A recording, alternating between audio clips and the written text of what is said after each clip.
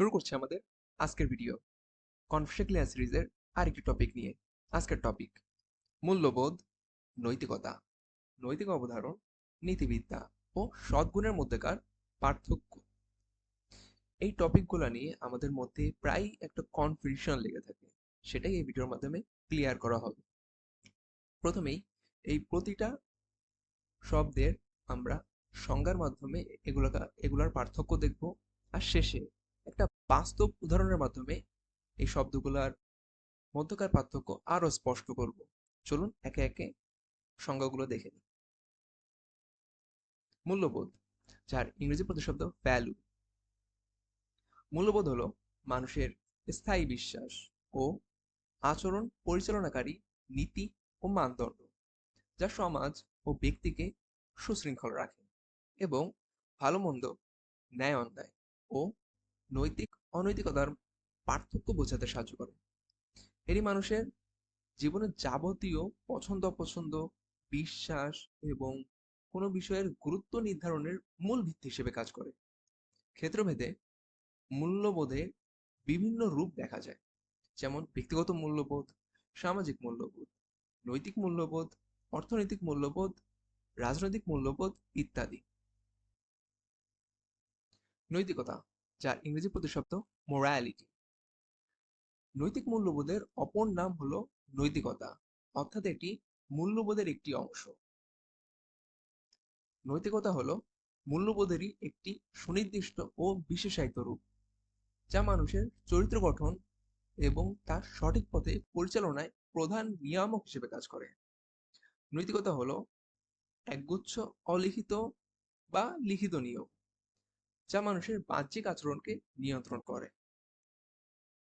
নৈতিক অবধারণ, যার ইংরেজি প্রতিশব্দ মোরাল জাজমেন্ট।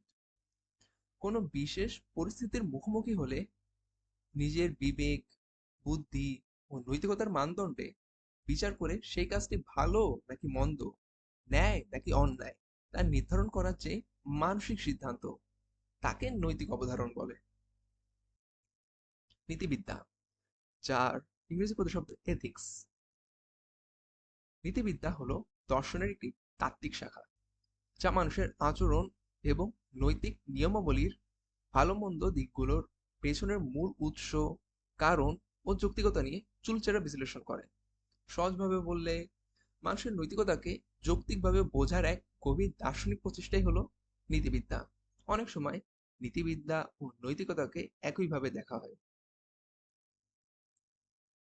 সদ্গুণ বা সততা, যার ইংরেজি প্রতিশব্দ ভার্চু।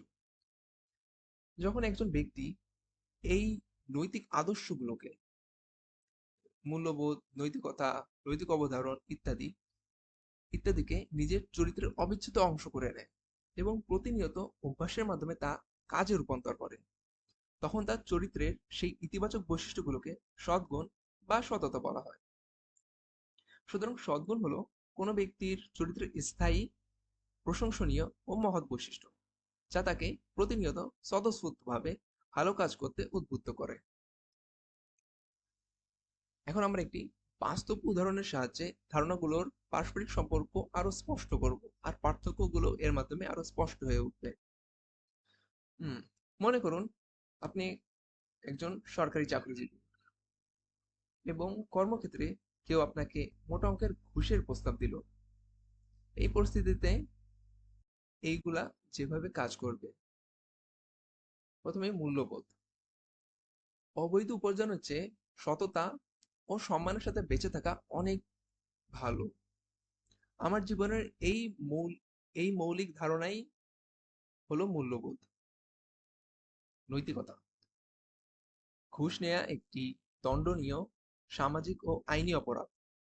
সমাজ ও রাষ্ট্র কর্তৃক নির্ধারিত এই সাধারণ নিয়ম বা আচরণবিধিই হলো নৈতিকতা।